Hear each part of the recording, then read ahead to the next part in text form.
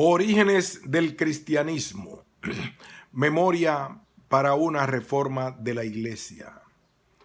Un ensayo de Pablo Richard.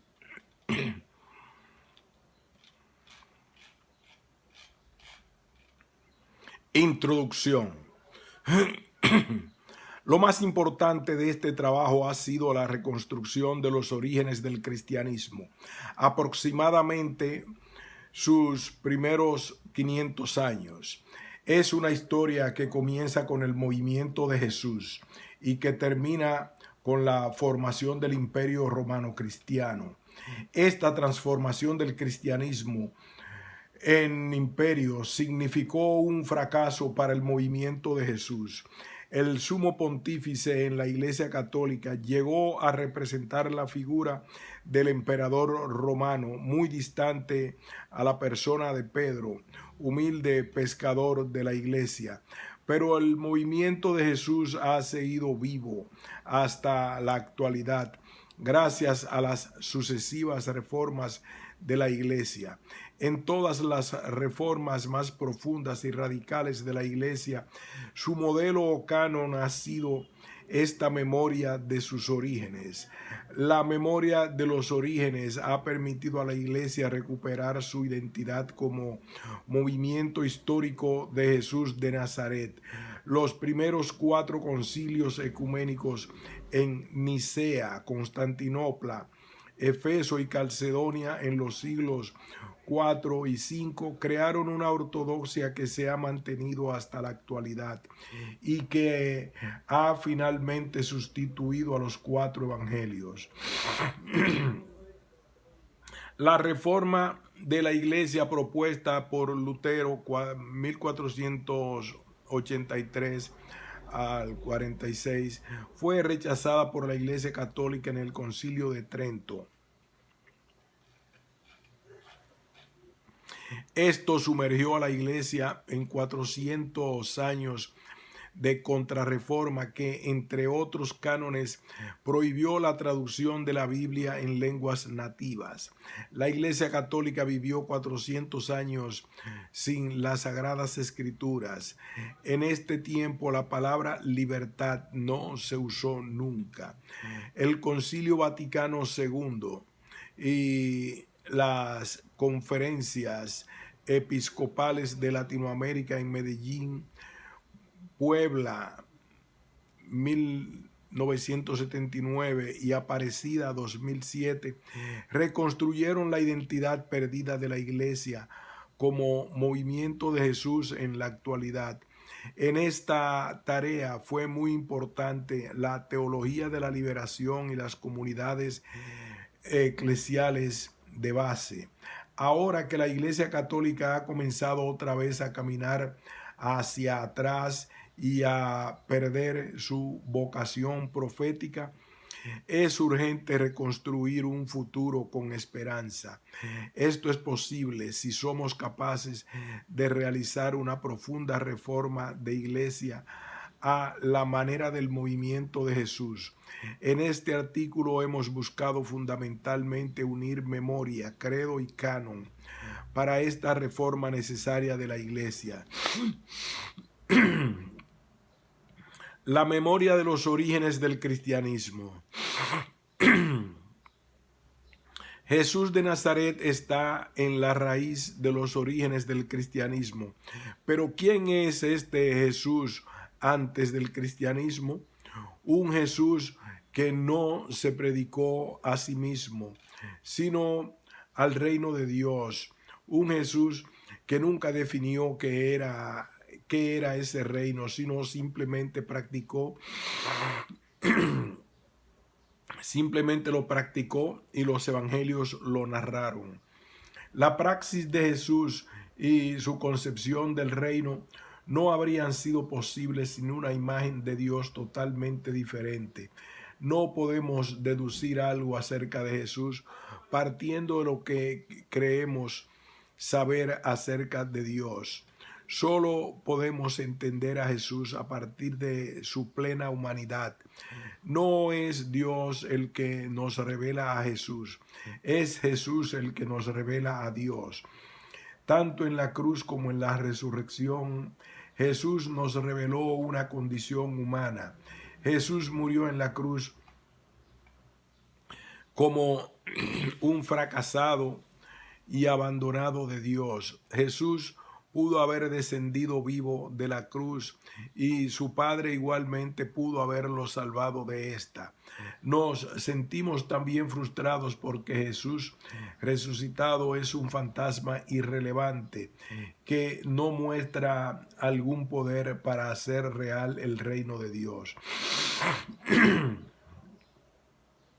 La respuesta a estas aserciones la encontramos cuando vemos a Jesús partir de su plena humanidad. Jesús no descendió de la cruz, ni su Padre lo salvó de la crucifixión, para hacer visible a nuestros ojos que Jesús moría como cualquier hombre condenado a muerte. Jesús, con todo su poder, no se liberó de la cruz por fidelidad a su condición humana. Murió como todos los sentenciados a muerte por la ley romana. Igualmente, en su resurrección, Jesús pudo presentarse corporalmente y con poder ante el Sanedrín, ante el sumo sacerdote y ante Pilato, para probar con esa manifestación de poder su divinidad. Jesús no lo hizo. Igualmente, por fidelidad a su condición humana, Jesús resucitado no hizo ninguna demostración de poder. Por eso solo apareció a unas mujeres y a unos discípulos poseídos por el miedo. Jesús murió y resucitó sin traicionar su condición plenamente humana. Unir divinidad y poder era una tentación que Jesús rechazó. El imperio romano cristiano a partir del siglo IV cayó en esa tentación. También hoy la iglesia fracasa cuando usa el poder sagrado para imponerse a la sociedad. Una memoria sin exclusiones. El cristianismo nace como tradición oral, pero cuando ésta empieza a ser incontrolable, se impone la necesidad de seleccionar escritos que sean normativos, canónicos, para las comunidades. El primer esbozo de canon bíblico está en el Código de Muratori, fines del siglo II, y el cierre definitivo del canon fue establecido por Anastasio de Alejandría en el año 307. Coincide con el canon hoy vigente en toda la iglesia. Antes de que se diera la definición del canon bíblico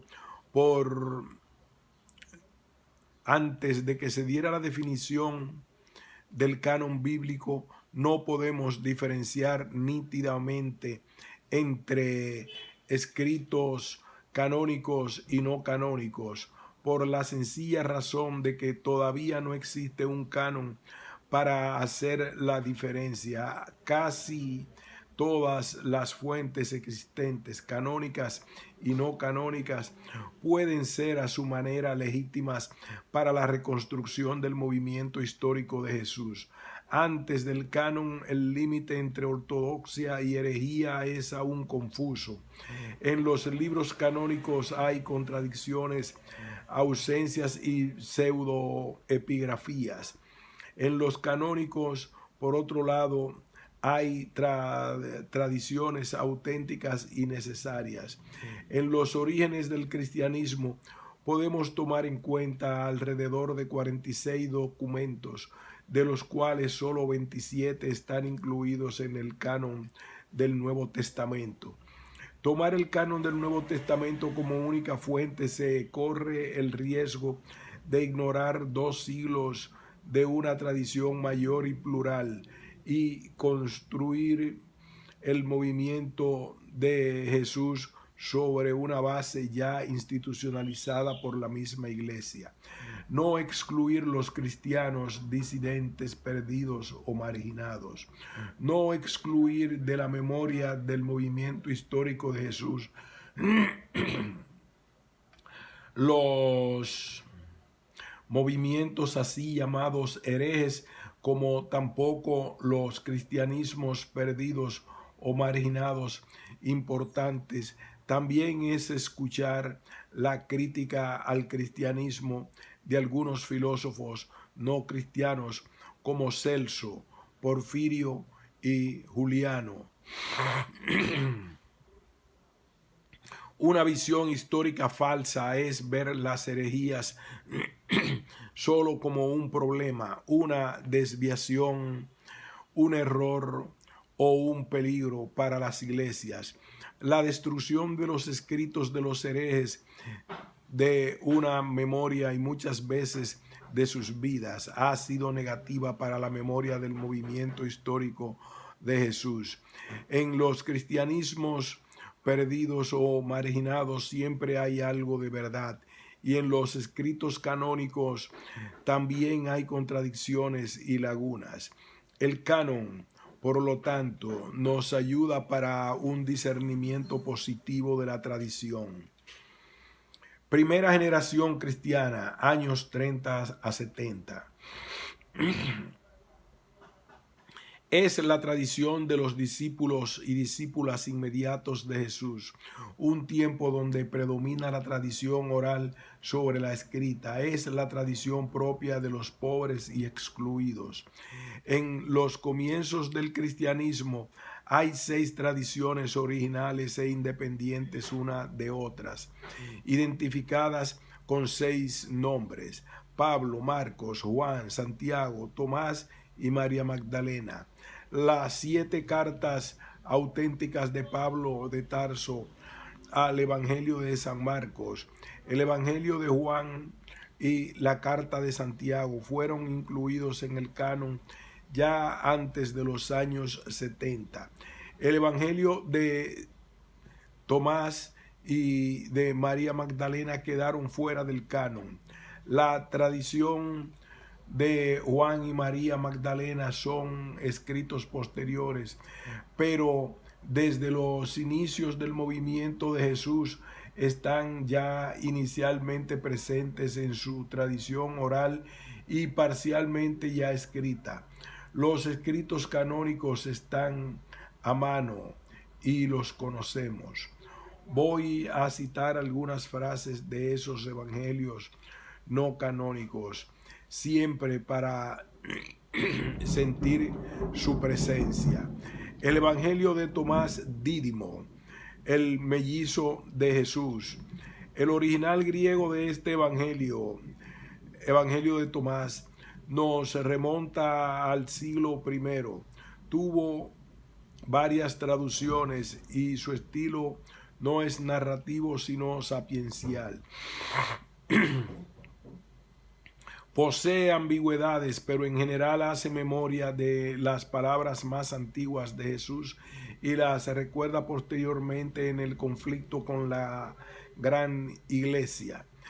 El Evangelio original en todo o en parte antecede a los sinópticos.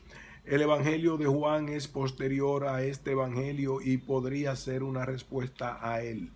En la redacción del Evangelio de Tomás habría 2 estratos, uno antiguo ortodoxo, quizás contemporáneo del Evangelio de Marcos, sin influjo de la gnosis posterior y aceptado por la Iglesia. Más tarde, la gnosis cristiana hace una relectura del Evangelio de Tomás para confrontar con palabras deformadas de Jesús su enfrentamiento con la gran iglesia.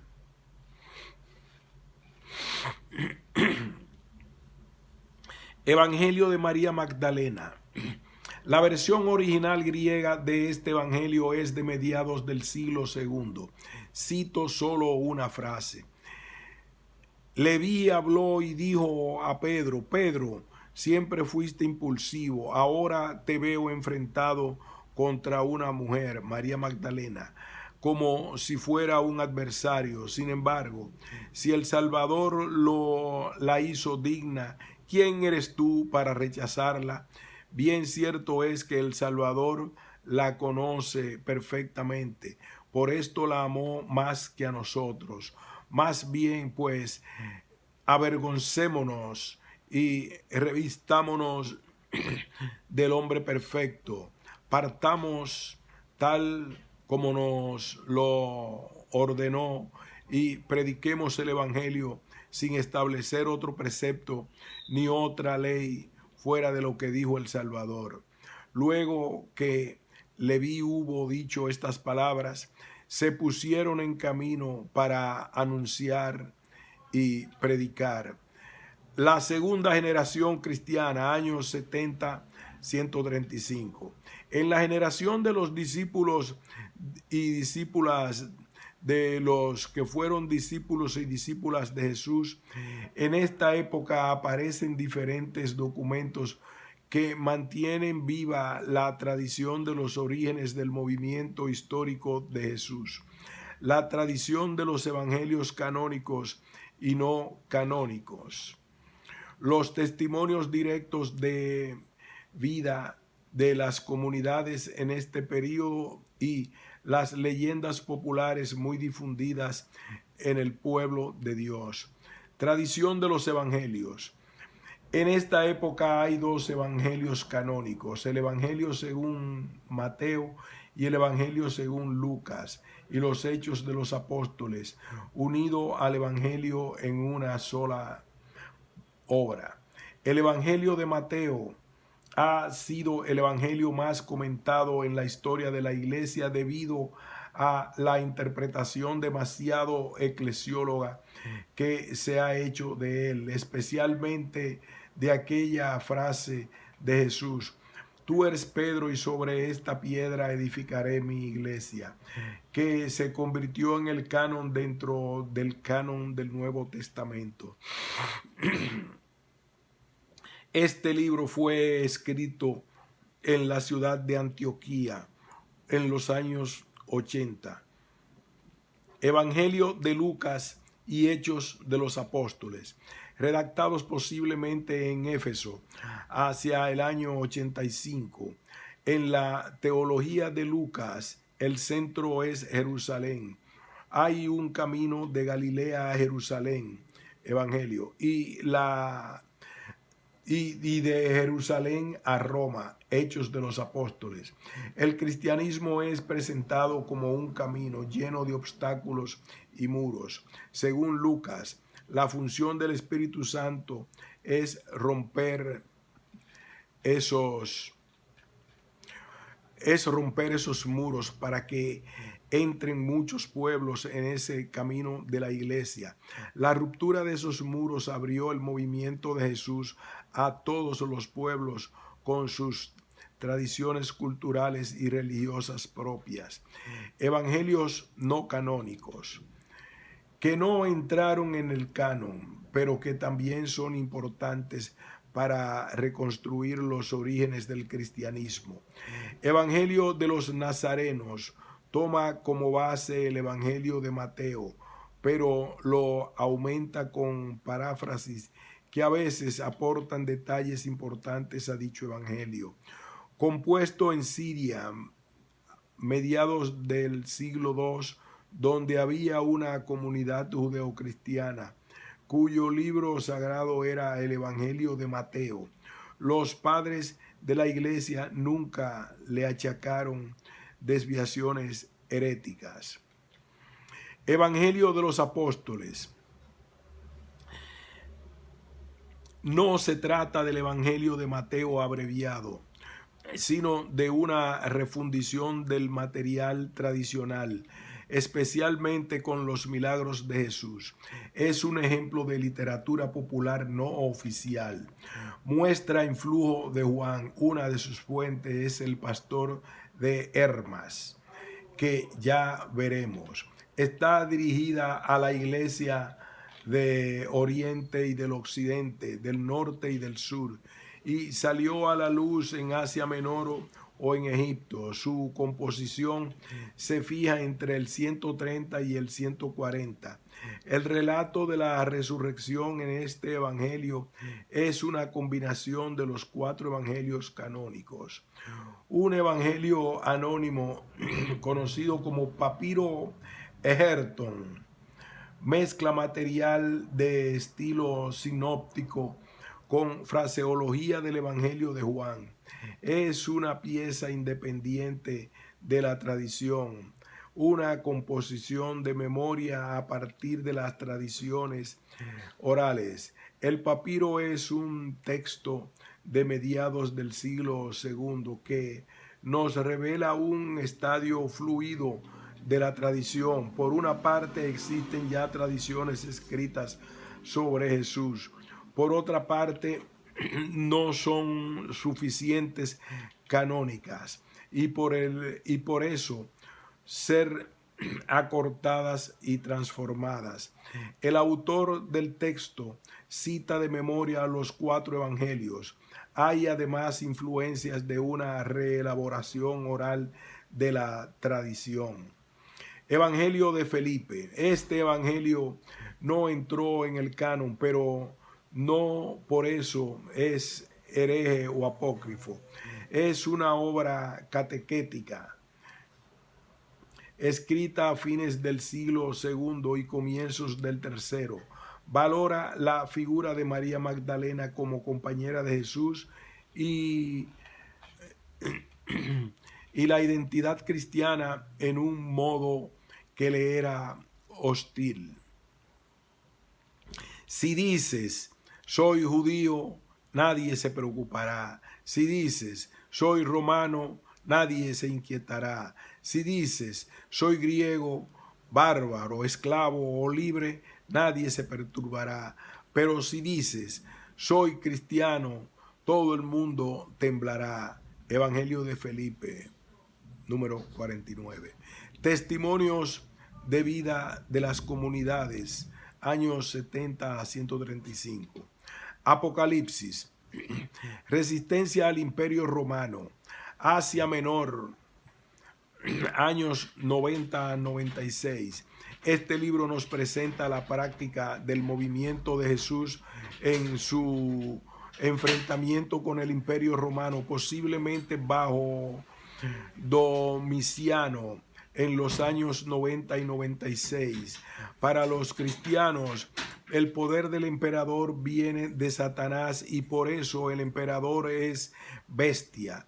El falso profeta seduce a todos para que adoren a la bestia. Roma es una prostituta que se emborracha con la sangre de los mártires de Jesús. El autor no es un apocalíptico perdido en descripciones fantásticas, sino un teólogo que conoce muy bien la realidad y propone una práctica de resistencia a los cristianos de su época. Es un libro liberador y su utopía es histórica y política. Es un libro liberador y su utopía es histórica y política. No es un libro confuso y de terror que habla nada más de catástrofe, juicios y castigos. El Apocalipsis se expresa mediante mitos y símbolos. El mito es histórico, reconstruye la conciencia colectiva y la praxis social del pueblo de Dios. El Apocalipsis crea mitos liberadores y subvierte los mitos dominantes. La didaje o doctrina de los 12 apóstoles, Siria. La didaje o doctrina de los 12 apóstoles, Siria, hacia los años 100-110. Es como un manual de la comunidad, brinda puntos de vista diferentes de las prácticas de la iglesia en sus orígenes. Contiene proverbios, catequesis, oraciones y normas de vida. Afirma una jerarquía itinerante de apóstoles, profetas y doctores. Concerniente a los apóstoles y profetas, actúa con ellos de acuerdo con la doctrina del Evangelio. Cuando el apóstol se vaya, que no tome nada consigo, sino es hasta su nuevo alojamiento. Si pide dinero es un falso profeta. Por el modo de vida se distinguirá el verdadero profeta del falso. Cada profeta que enseñe la verdad, si no la practica, es un falso profeta. El que dice en espíritu, dame dinero o cualquier otra cosa, no le presten oído. En cambio, si dice que se dé a otros necesitados, nadie lo juzgue. Elíjanse obispos y diáconos y dignos del Señor, hombres mansos, no amantes del dinero, sinceros y probados, porque también ellos sirven a ustedes y el misterio de los profetas y maestros. Cita. Pastor de Hermas, Roma, hacia el año 1000, hacia el año 100. Pastor de Hermas, Roma, hacia el año 100. Hermas es un esclavo liberto que vivió en Roma en la era apostólica después de la destrucción del templo en el año 70. El texto evidencia que no ignora la tradición oral sobre Jesús de Nazaret en las comunidades. Usa sentencias breves. En él se encuentra en forma embrionaria lo que más tarde sería modificado en el Nuevo Testamento. El libro es una alegoría que expresa la esperanza apocalíptica viva en la comunidad de los pobres en Roma. Hermas es un hombre casado, padre de familia, que compone un texto cristiano de gran envergadura, leído en muchas comunidades durante más de un siglo. Hermas vive las exigencias radicales de Jesús en la vida cotidiana. No es un texto dogmático. Es importante para conocer en los orígenes del cristianismo esa otra corriente antijerárquica y antiburocrática que contrasta con la corriente tradicionalista y sacerdotal. El pastor de Hermas es durísimo con los presbíteros y diáconos, así como con los jefes de la iglesia que buscan los primeros puestos. ¿Puede un espíritu divino recibir dinero y profetizar? No es posible que un profeta de Dios haga esto. Cita. En Arcadia, su tierra, moran los dioses y defensores de la naturaleza. Allí late la vida sana y natural, lejos de los templos donde se acumulan grupos de sacerdotes a la hora del culto. Yo había aprendido que Dios huye de los templos, gusta del aire libre y prefiere revelarse en la naturaleza. En Roma me siento empequeñecido en medio de tantas personas hostiles a nuestro movimiento. Roma es de los emperadores, de los senadores y patricios. Aquí estoy en Arcadia, cerca de mis raíces. Cita. Todo esto me dejó con el deseo de profundizar más otras cosas. ¿A quién recurrir? A los presbíteros. Ellos dicen siempre lo mismo. Todo les parece demasiado fácil. Repiten lo que está en los libros. Decidí entonces no seguir ese camino. Los hechos de Pedro fueron compuestos hacia el año 190. Narra el martirio de Pedro cuando éste se sintió presionado a abandonar Roma, encontró a Jesús y cuando le vio le dijo: ¿A dónde vas, Señor? Quo vadis, Domine. Y el Señor le replicó: voy a Roma a ser crucificado. Señor, le dijo Pedro, ¿vas a ser crucificado otra vez? Y él le respondió: sí, Pedro, voy a ser crucificado otra vez. Cayó entonces Pedro en la cuenta y volvió a Roma, lleno de regocijo y glorificando al Señor, porque éste había dicho: voy a ser crucificado de nuevo, que es lo que estaba a punto de suceder a Pedro, el cual pronto fue crucificado cabeza abajo. La vida de María, la madre de Jesús, documento muy extenso y popular que contiene narraciones y creencias hoy aceptadas por la Iglesia. Muchas tradiciones sobre María, la Madre de Jesús, están en estos libros populares, no canónicos y no en los escritos canónicos. Así, por ejemplo, la doctrina sobre la dormición y asunción de María. Tradiciones teológicas institucionales contrapuestas, años 135 a 300. Los cristianismos perdidos, Marción 100 a 160 y marcionismo. Marción nace hacia el año 100.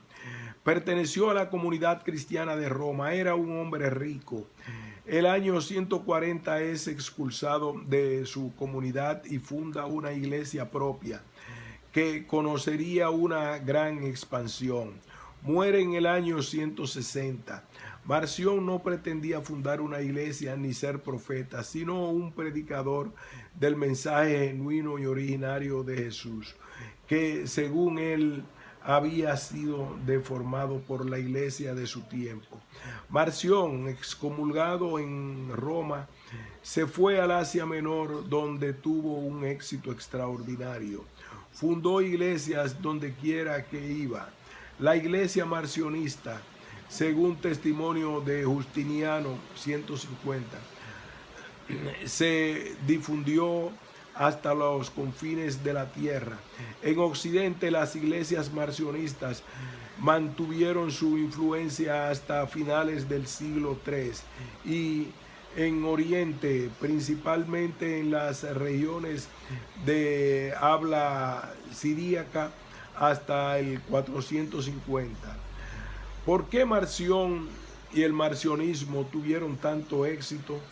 Porque buscaba rescatar la memoria del Evangelio de Jesús, que la iglesia había deformado y olvidado. El problema fue su literalismo y fundamentalismo. En todo caso es uno de esos cristianismos perdidos que es importante incorporar a la memoria del movimiento histórico de Jesús en la iglesia. Montano y el montanismo, fines del siglo II. Montano nació en Frigia, Asia Menor, y empezó su actividad hacia finales del siglo II. Parece que escribió muchas obras, sin embargo, nada se conservó. No es ya posible escuchar su propia voz, porque su pensamiento y sus escritos fueron aniquilados. Podemos ver el montanismo desde tres perspectivas distintas: como una tentativa de retorno a la iglesia de los orígenes y de reforma de la iglesia contra un episcopado que sofocaba los movimientos proféticos y carismáticos; como un movimiento político religioso de protestas de las zonas rurales de Frigia contra las iglesias urbanas dominadas por sus obispos; como reacción de un conservadurismo rural contra las iglesias en proceso creciente de helenización. Posiblemente estas cuatro perspectivas tiene cada una algo de histórico. En el campo dogmático, Montano se mantuvo dentro de la ortodoxia contra el gnosticismo y afirma la resurrección en la carne. El movimiento tuvo gran difusión en Oriente y en Occidente, incluso dentro de la iglesia. El año 207, un teólogo muy apreciado, Tertuliano, se integró al montanismo. El mensaje central del montano sobre la acción del Espíritu Santo y la reforma de la iglesia pervivieron en la historia en cierto sentido hasta hoy. Gnosis, gnósticos y gnosticismo, lo positivo y lo negativo. El gnosticismo fue el movimiento social y teológico más difundido y atractivo durante el siglo V. Ejerció una atracción especial entre la gente culta por su valoración de las ciencias y las filosofías. Los gnósticos cristianos imprimieron un nuevo carácter a la teología cristiana para que fuese mejor aceptada por la cultura helenista. La gnosis, como teoría del conocimiento, deja de lado la voluntad, el sentimiento y la imaginación. El gnóstico es un intelectual puro. El gnosticismo encierra un profundo desprecio por la materia y la corporeidad humana. Los gnósticos objetan a los ortodoxos al tener un Dios pequeño, mezquino y arrogante. Su Dios, en cambio, es mayor. Contra los gnósticos dualistas que despreciaban la materia y la corporeidad humana, Tertuliano enfatizaba que Jesús resucitó en esta carne, bañada con sangre, construida con huesos, entretejida con nervios, entrelazada con venas, una carne que nace y muere, indudablemente humana. Los maestros cristianos en el siglo II es fundamental en la evolución del cristianismo a causa de la férrea lucha por el control de la palabra de Dios entre los presbíteros, pastores, obispos y los maestros, doctores, profetas. Los maestros constituyen la fuente de energía de la cultura cristiana en los siglos II y III. En Roma hay importantes agrupamientos en torno a célebres maestros como Hermas, Valentín, Tasiano y Justino.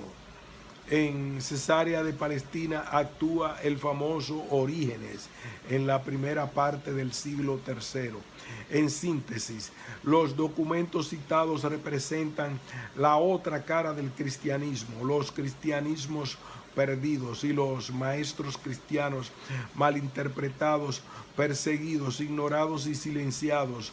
Se reconstruyó una historia de la iglesia y de la teología donde estos movimientos no existen. Surge una pregunta fundamental: ¿por qué estos movimientos, a pesar de ser perseguidos y silenciados, alcanzaron tanto éxito, especialmente con excepciones entre grupos cristianos socialmente marginados y entre cristianos cultos marginados por sus ideas? En todo caso, no podemos reconstruir la memoria del movimiento de Jesús si no reconstruimos la memoria de todos esos cristianos perdidos, de sus teologías y sus maestros. Críticas de filósofos no cristianos al cristianismo: Celso, Porfirio, Juliano. Citamos a Celso. Discurso verdadero contra los cristianos, año 178. La crítica de Celso al cristianismo es la crítica de un filósofo culto integrado a la ideología y religión del Imperio Romano, que conoce bien el cristianismo y las sagradas escrituras. Celso hace visible la situación histórica real de los cristianos. Son ignorantes, incultos y simples de espíritu. Esclavos, mujeres pobres y niños. No pueden persuadir más que a necios, plebeyos, estúpidos, esclavos, mujerzuelas y chiquillos. Cita. Celso termina su discurso invitando a los cristianos a que abandonen su situación marginal y colaboren con las fuerzas organizadas del imperio. contra la barbarie. Exige a los cristianos que apoyen al emperador y lo ayuden en la defensa del derecho.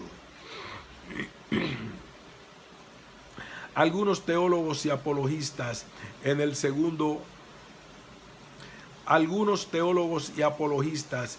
mundo greco-romano del siglo II. Justino, Galilea, muere mártir en el año 165. Tertuliano nace en Cartago en 170 aproximadamente y muere en 220. Ireneo de León, 140 a 190, fechas aproximadas. Estos no buscan tanto responder a las críticas de los filósofos paganos hacia los cristianos, cuanto ayudar a los cristianos conversos a vivir su fe en el mundo hostil que los acosaba. Al movimiento de Jesús se le acusaba de ser una secta que rehusaba dar culto al emperador y a los dioses. Por consiguiente, era una secta acusada de ateísmo, peligrosa para el Estado. La respuesta de los apologistas no fue tanto teológica o doctrinal, sino en la creación de una paideia cristiana, es decir, una nueva manera de vivir en el mundo hostil. Evolución institucional de la Iglesia. Obispos y presbíteros en contradicción con profetas y maestros. Los ministerios carismáticos son, por lo general, itinerantes y misioneros muy cercanos al movimiento de Jesús, con el entusiasmo propio de los que creen en la fuerza del Espíritu y la proximidad del reino de Dios. La tradición institucionalizada se basa en la distinción entre clérigos y laicos, la cual no existió en los 2 primeros siglos de la Iglesia. El orden de los presbíteros se define fundamentalmente por su relación con el culto. Por eso existe un proceso de sacerdotización del clero. Sacro Imperio Romano Cristiano. Desde Constantino 306 hasta el fin de los 4 concilios ecuménicos 451, desde Nerón 68 hasta Diocleciano 303, hay un periodo de aproximadamente 230 años que va desde la primera generación cristiana hasta el nacimiento del Sacro Imperio Romano Cristiano. La Iglesia vive todo este tiempo entre el martirio y su institucionalización interna. La persecución de Diocleciano en el año 303 marca un punto culminante en la vida de la Iglesia. Hay un antes y un después. Fue la persecución más dura, larga y universal sufrida por el cristianismo ante la antigüedad.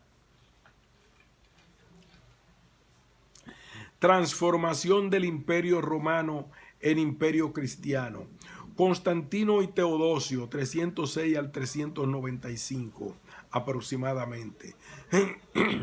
La transformación de la Iglesia en un imperio cristiano no es un triunfo para la Iglesia, sino su más profundo fracaso. Un imperio cristiano es exactamente lo opuesto al reino de Dios.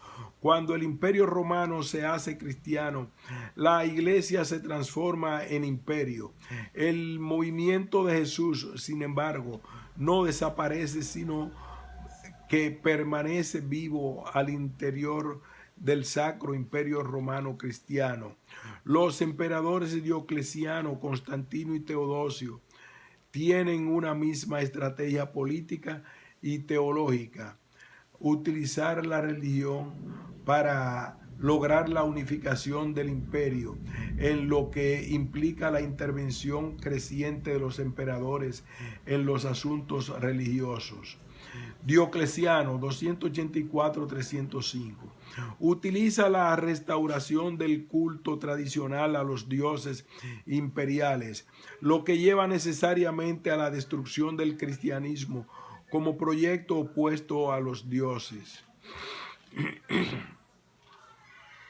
Constantino 306-337 utiliza el cristianismo para unificar el imperio, para lo cual debe combatir a los herejes y a los dioses imperiales originarios.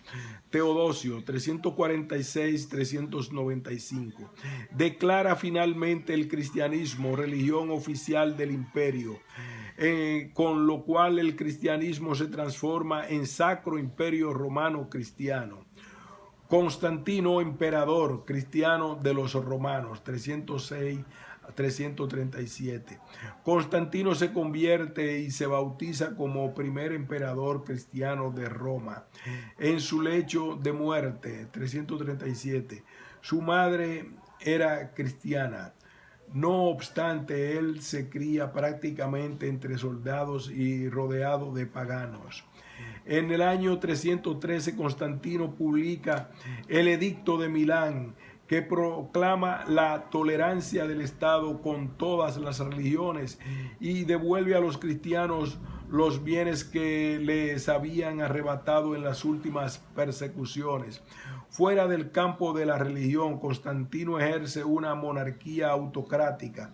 Las medidas tomadas en este edicto de tolerancia eran para utilidad y provecho del Estado. Se busca enderezar todas las cosas conforme a las antiguas leyes y de orden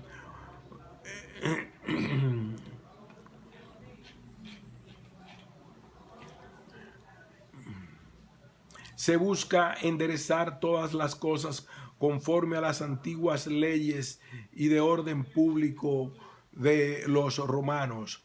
Cita: ahora pueden reconstruir sus templos, pues los cristianos ya no atentan contra el orden público. Constantino vincula a los obispos con la administración del Estado y refunda sobre la antigua ciudad comercial de Bizancio una nueva ciudad llamada Nueva Roma, y posteriormente Constantino, hoy Istambul, como capital de la verdadera fe. Constantino no solo levanta iglesias cristianas, sino también templos paganos. Con el paso de la persecución a la tolerancia, se da comienzo a un régimen de cristiandad. Eusebio, obispo de Cesarea, historiador de la cristiandad, 263-339. Eusebio legitima y exalta el triunfo de Constantino como la posibilidad de construir en el presente una iglesia triunfante con poder religioso y político en toda la oicumene imperial. Para Eusebio, Constantino es un enviado escogido por Dios para salvar a la iglesia de la persecución. Fue el único entre todos los que tuvieron en su mano el poder romano que era amigo de Dios y soberano del universo. Su imperio es imitación del poder monárquico del cielo, porque él mismo lo ha organizado según el modelo del gobierno celeste. Hilario de Poitiers tiene otra visión del imperio cristiano, 315-368. Citamos nada más un texto sobre el emperador Constancio, hijo de Constantino. Ahora debemos luchar contra el anticristo. Este no nos apuñala por las espaldas, sino que nos acaricia el vientre, confisca nuestros bienes, Ahora debemos luchar contra el anticristo. Este no nos apuñala por las espaldas, sino que nos acaricia el vientre. No confisca nuestros bienes, sino que nos enriquece para la muerte.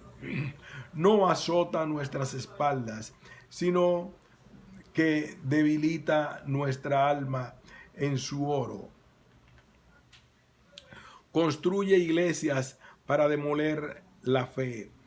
Tú distribuyes entre tus adictos sillas episcopales, reemplazando los buenos por los malvados. Tú logras ser perseguidor sin hacer mártires. Citado en Marins.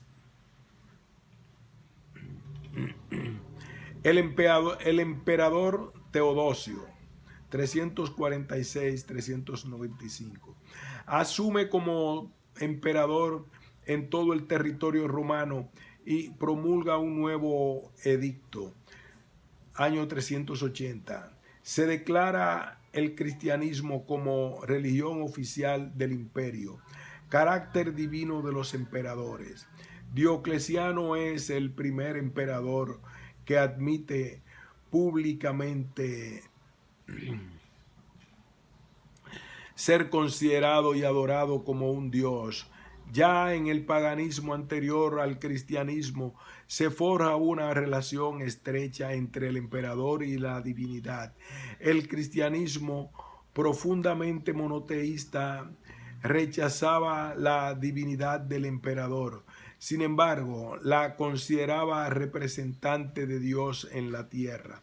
La ceremonia, la liturgia, el arte imperiales hacían visible esta divinización del emperador. El icono o imagen del emperador estaba en todos los lugares públicos y su rostro aparecía como un rostro divino. La iglesia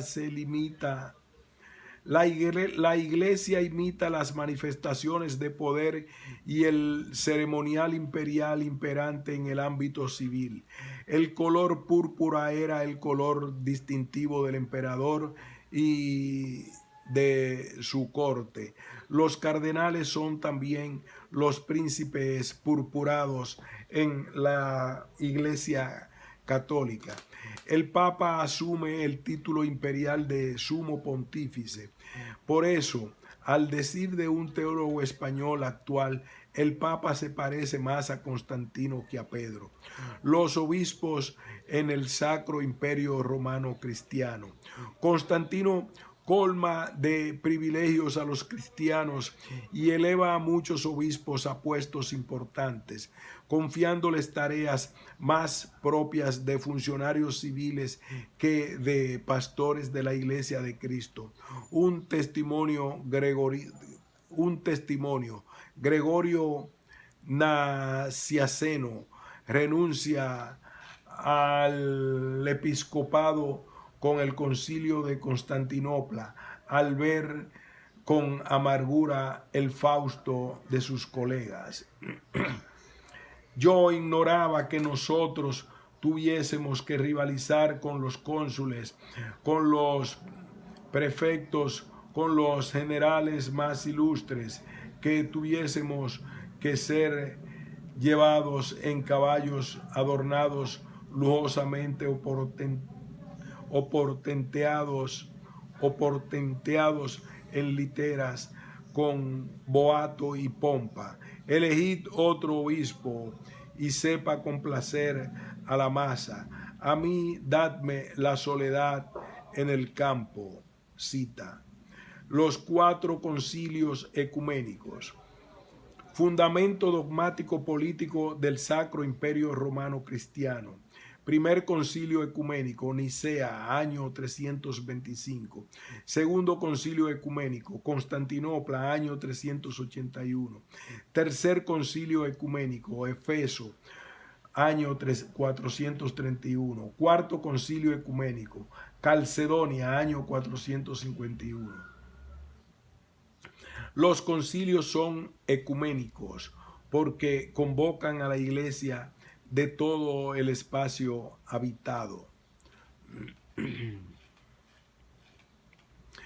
Primer concilio ecuménico, Nicea, año 325.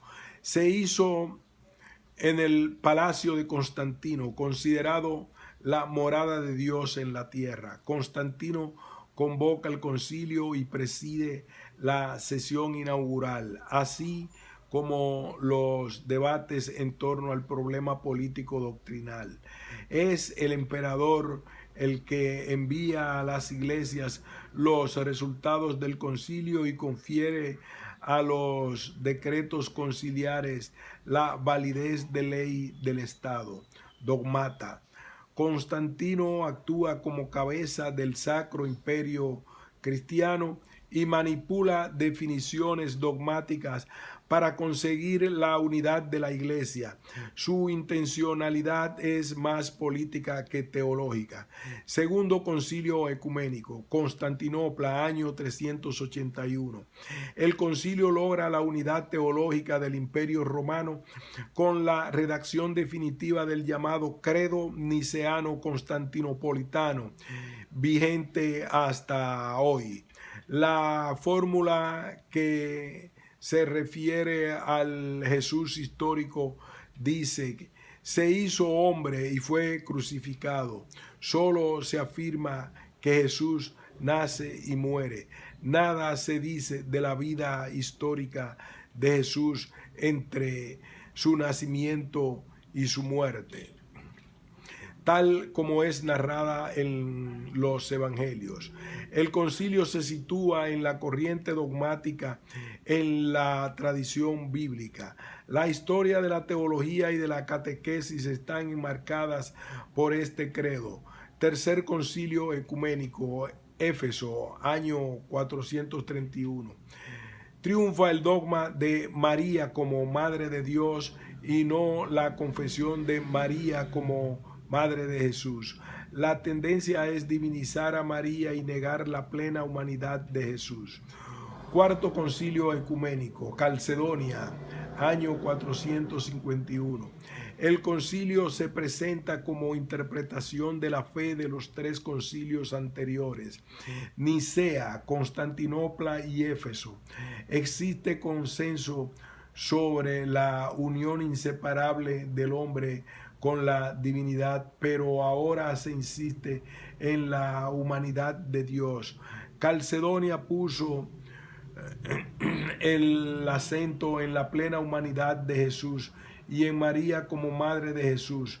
Esto implicó un cisma en el mundo cristiano griego, cisma que perdura hasta hoy. Comentario general sobre los cuatro concilios. En los cuatro primeros concilios se llega a un consenso sobre los dogmas referentes a Dios, la Trinidad, Jesús y la Iglesia. La filosofía griega y el condicionamiento político son un factor importante en la formulación de estos dogmas. Esa formulación fue quizás necesaria para superar la desarticulación y fragmentación de las tradiciones teológicas, a veces contradictorias de la época.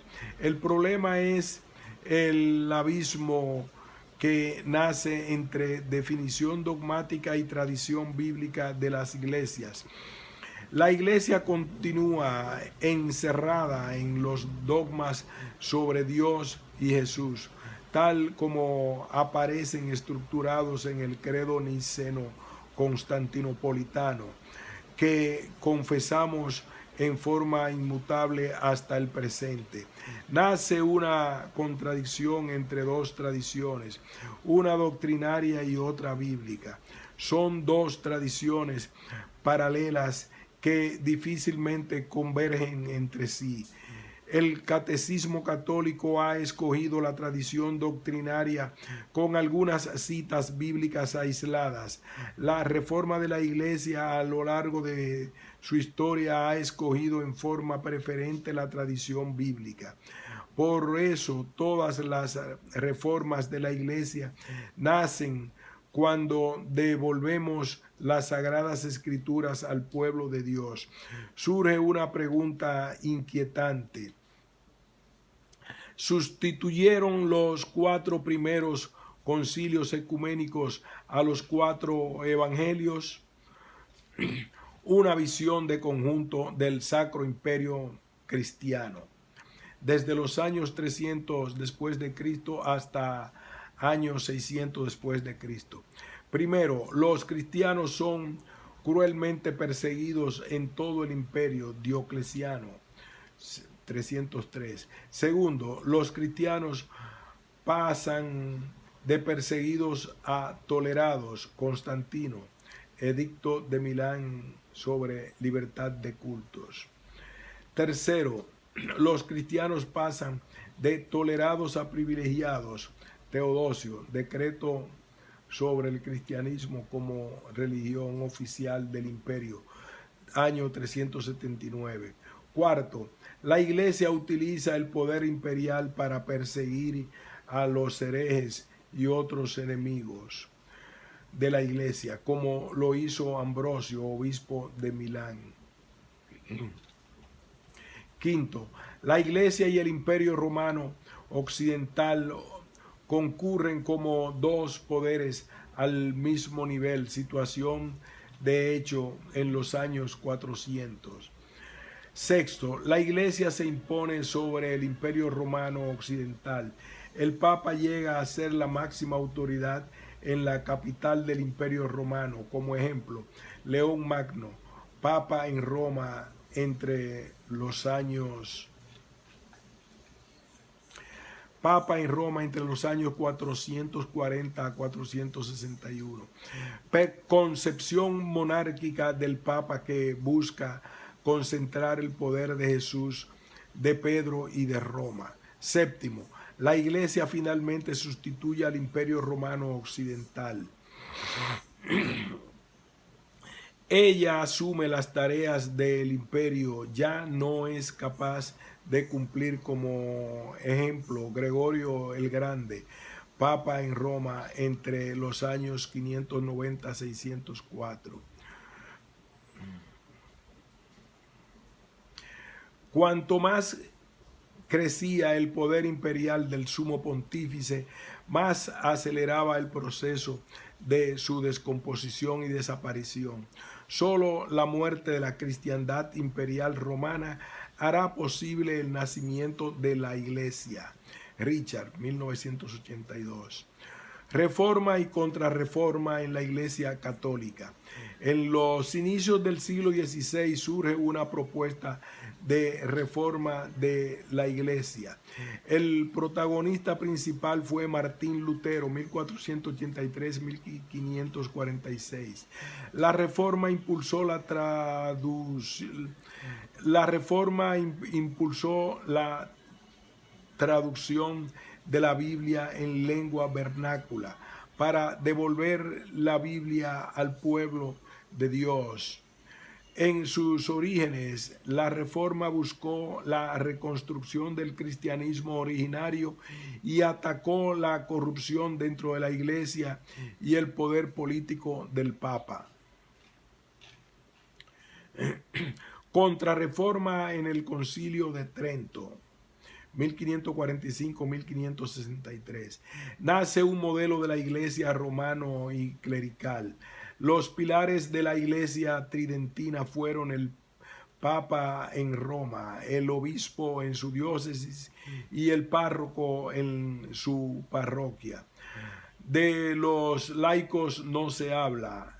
El gran triunfador del Concilio de Trento fue el Papa. El papado llegó a ser el centro político de Europa. La gran perdedora fue la Biblia, que de hecho fue sustituida por el catecismo romano y la doctrina dogmática que tiene su fundamento en el credo niceno constantinopolitano. La gran perdedora fue la Biblia, que de hecho fue sustituido por el catecismo romano y la doctrina dogmática que tiene su fundamento en el credo niceno constantinopolitano del siglo IV. La contrarreforma continuó en el concilio. La contrarreforma continuó en el Concilio Vaticano I, 1869-70. Fue un concilio eminentemente europeo donde la Iglesia Católica se sentía amenazada por la civilización moderna. Se define la Iglesia como una sociedad verdadera, perfecta, espiritual y sobrenatural. La Iglesia es una sociedad visible y única, y fuera de la Iglesia no hay salvación. También se propusieron temas más políticos como el poder de la Iglesia, el primado del romano pontífice, la soberanía temporal de la Santa Sede y la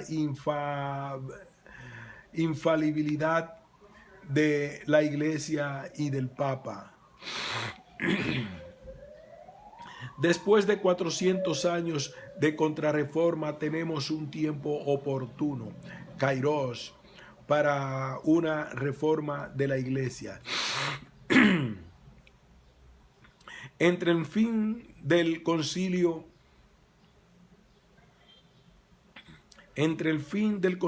a Trento, 1563, y los inicios del Concilio Vaticano II, la Iglesia Universal vivió 400 años con una orientación fundamental de contrarreforma.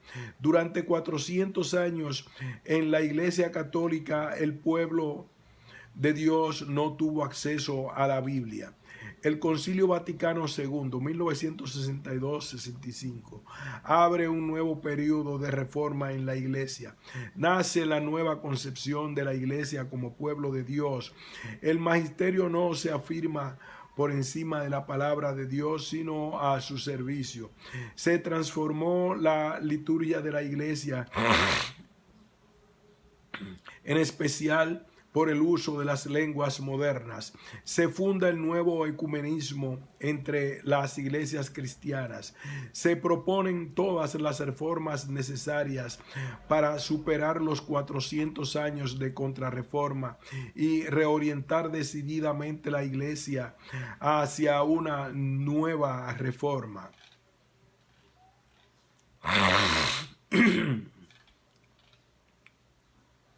Las conferencias generales del episcopado latinoamericano y caribeño 1955-2007, celebradas en Medellín 1968, Puebla 1979, Santo Domingo 1992 y la última en Aparecida 2007, retoman desde América Latina las reformas del Concilio Vaticano II.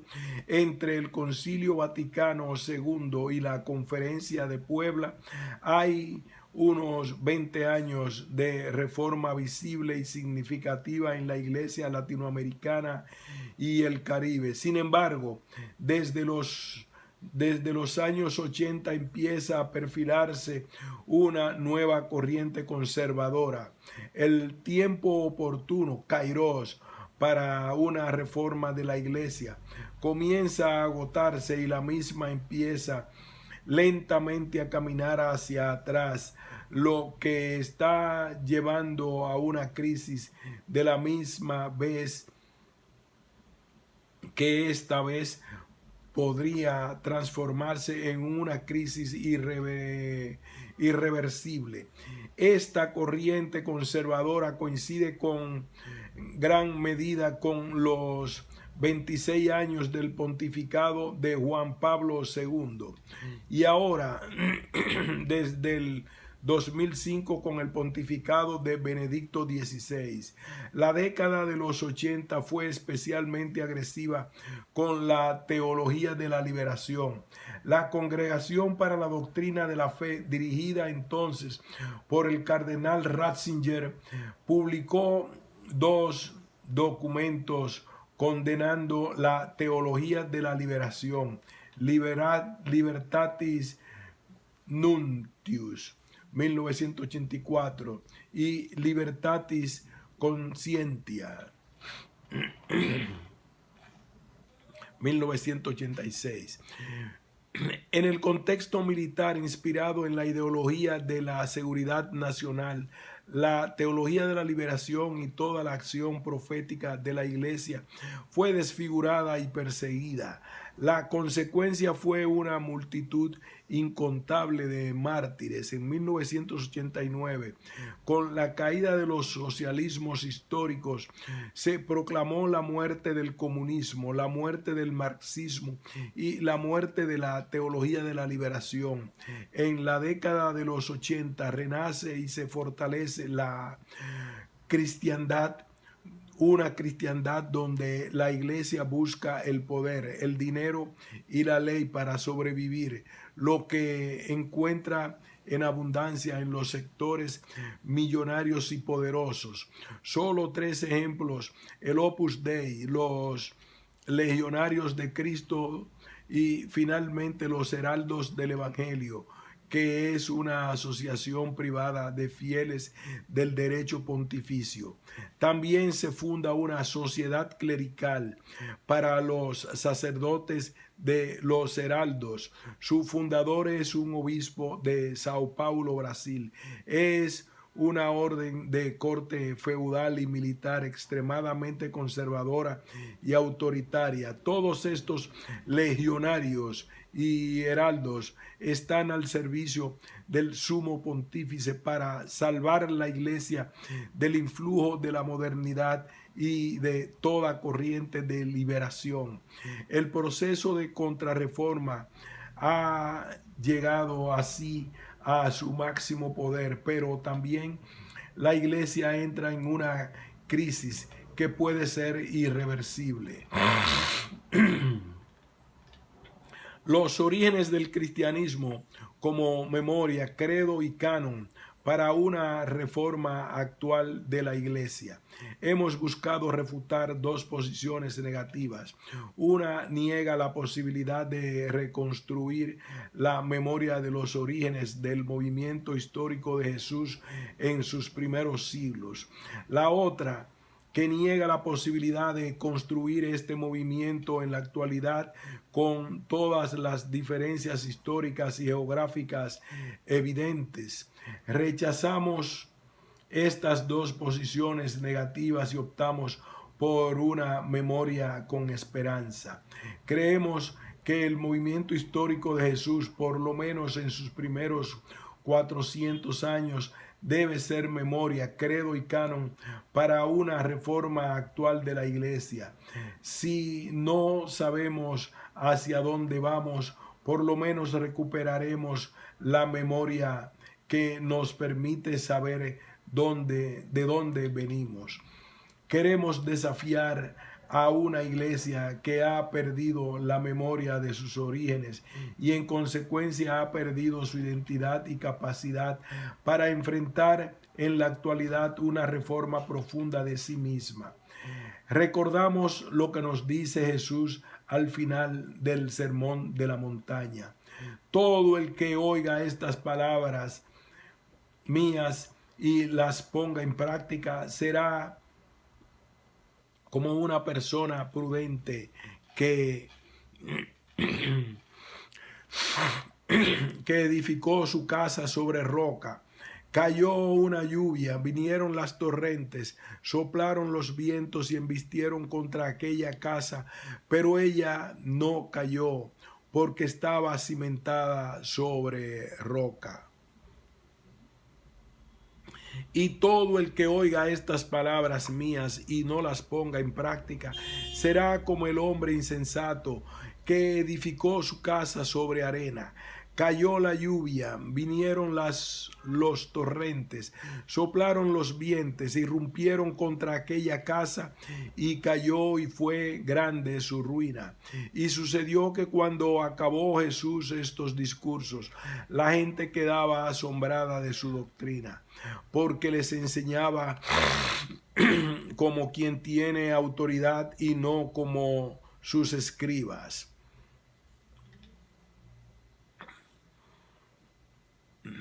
No partimos de cero. Hemos iniciado ya un nuevo modelo de iglesia construido sobre roca. Es posible que vengan crisis profundas y quizá irreversible. La crisis puede estar ya en la puerta y puede acelerarse. Incluso es posible un repentino derrumbe. derrumbe dentro de la estructura actual de la iglesia. Nuestra esperanza es que una iglesia que se va construyendo sobre roca no caerá. Aproximadamente de los últimos 50 años, la iglesia en Latinoamérica y el Caribe ha vivido un proceso de reforma y ha creado un modelo de iglesia construido sobre roca, el modelo de iglesia tradicional. Por el contrario, está en gran medida construido sobre arena. El modelo aproximadamente en los últimos 50 años, la iglesia en Latinoamérica y el Caribe ha vivido un proceso de reforma y ha creado un modelo de iglesia construido sobre roca. El modelo de la iglesia tradicional, por el contrario, está en gran medida construido sobre arena.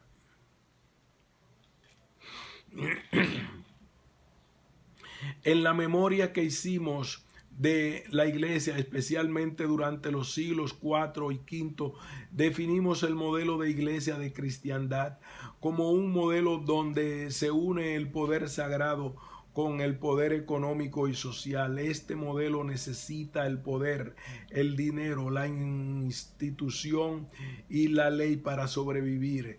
El nuevo modelo de iglesia que buscamos construir es aquel que los pobres y oprimidos necesitan para sobrevivir. La referencia no es el poder económico y social, sino la vida de los pobres. Tal vez no exista hoy el optimismo y entusiasmo de las décadas pasadas y por eso recordamos las palabras de San Alberto Hurtado: cuando se te acabe el entusiasmo, agárrate de la fe. Creo que ha llegado la hora de la fe. Fundamentos de la iglesia construida sobre roca. La opción preferencial por los pobres, OPP. Marginados, excluidos, desechables e invisibles. La OPP es la opción por los pobres como sujetos capaces de luchar contra la pobreza y de construir alternativas. La OPP es también la opción por los excluidos por razones de géneros, etnia, raza, cultura, generación y opción sexual. Finalmente es la opción por la tierra y el agua, cuyo grito ya no podemos ignorar. Repetimos. La OPP es también la opción por los excluidos por razones de género, etnia, raza, cultura, generación y opción sexual. También es la opción por la tierra y el agua, cuyo grito ya no podemos ignorar. Esta es la opción que es social y ética, pero también constitutiva de un nuevo modelo de iglesia, con una cristología y eclesiología diferente. Así lo afirma la quinta conferencia de Aparecida, Brasil 2007. La opción preferencial por los pobres es uno de los riesgos que marca la fisonomía de la iglesia latinoamericana y caribeña. Nuestra fe proclama que Jesucristo es el rostro humano de Dios y el rostro divino del hombre. Los rostros sufrientes de los pobres son rostros sufrientes de Cristo. Todo lo que tenga que ver con Cristo tiene que ver con los pobres, y todo lo relacionado con los pobres reclama a Jesucristo. La lectura comunitaria, pastoral, popular y orante de la Biblia. El movimiento bíblico ha buscado poner la Biblia en las manos el corazón y la mente del pueblo de Dios. Busca devolver la Biblia al pueblo de Dios y transformarlo en sujeto preferencial de su interpretación. Un paso superior es la lectura orante de la Biblia, lectio divina, que transforma el texto bíblico en palabra de Dios. Toda reforma de la iglesia normalmente ha comenzado con un movimiento bíblico donde la palabra de Dios es fuente de autoridad, legitimidad y autonomía, libertad y creatividad. La Biblia nos revela la palabra de Dios, pero también nos revela donde Dios se revela en el libro de la vida. La Biblia es el segundo libro de Dios. Fue escrita para ayudarnos. La Biblia, el segundo libro de Dios, fue escrita para ayudarnos a descifrar el mundo, para devolvernos la mirada de la fe y de la contemplación y para transformar toda la realidad en una gran revelación de Dios. Ética de la vida y espiritualidad liberadora. La ética de la vida considera que lo único bueno, justo, verdadero y bello es que todos y todas, incluidas la tierra y el agua, tengan vida y vida en abundancia. La vida en concreto es trabajo, tierra, agua, salud, educación, celebración y participación para todos y todas. La iglesia que opta por la vida opta por una sociedad donde quepan todos y todas en armonía con la naturaleza. La iglesia que crece con la iglesia crece. La iglesia que cree que otro mundo, una iglesia que cree que otro mundo posible. La ética de la vida es antagónica a la ética del mercado y cuyos valores son la codicia y la ganancia. Podemos resumir la ética cristiana en una famosa frase de San Ireneo: la gloria de Dios es el ser humano vivo. La gloria del ser humano es la visión de Dios. Gloria Dei vivens homo, vita autem hominis visio Dei. San Ireneo contra los herejes, libro 4. La teología de la liberación. La teología es el acto segundo de una práctica que es acto primero. La teología de la liberación nace de la búsqueda de Dios al interior de una práctica de liberación. La teología de la liberación no es solo una teoría o una escuela teológica, sino una nueva manera de hacer teología.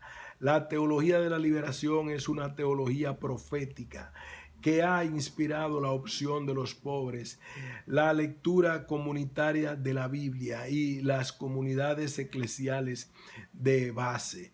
Por eso es la teología de una iglesia construida sobre roca. Ella es una teología consolidada en América Latina y el Caribe, dentro y fuera de la iglesia. Mientras haya pobres y oprimidos y gente que crea en el reino de Dios y en otro mundo posible, habrá teología de la liberación. Las comunidades eclesiales de base. Medellín reconoció en ellas una célula inicial de estructuración eclesial y foco de fe y evangelización. Puebla constató que las comunidades eclesiales de base permitieron al pueblo acceder a un conocimiento mayor de la palabra de Dios, al compromiso social en nombre del Evangelio, al surgimiento de nuevos servicios laicales y a la educación de la fe de los adultos. Así lo recuerda Aparecida 178. La comunidad eclesial de base es una pequeña comunidad formal, normalmente de gente pobre, que ora y medita la palabra de Dios y practica la solidaridad. Su importancia no es tanto cuantitativa, su número, sino cualitativa, su manera nueva de ser iglesia. La comunidad evangélica de base es el fundamento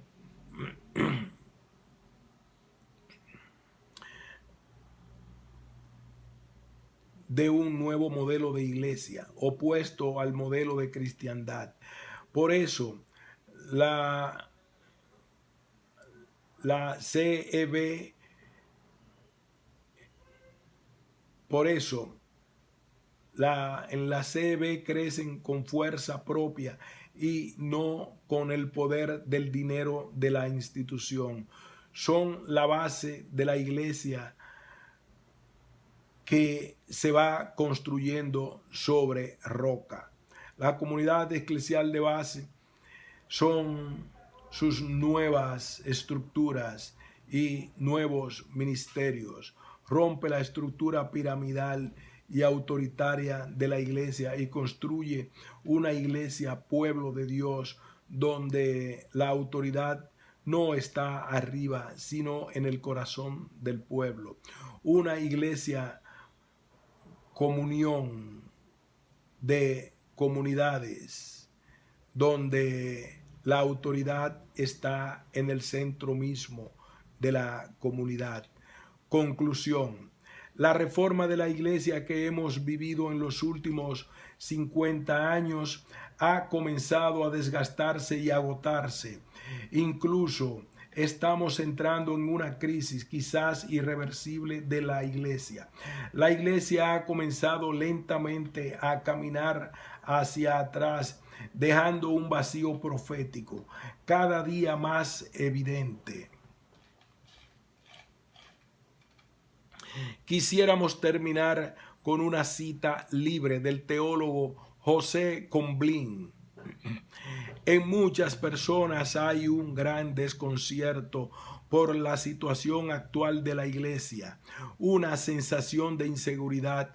Cuando era joven, yo conocí algo semejante y tal vez peor. Era el pontificado de Pío XII. Él había condenado a todos los teólogos importantes, había condenado todos los movimientos sociales importantes. Nosotros estábamos más que desconcertados, preguntándonos todavía, ¿hay por venir hoy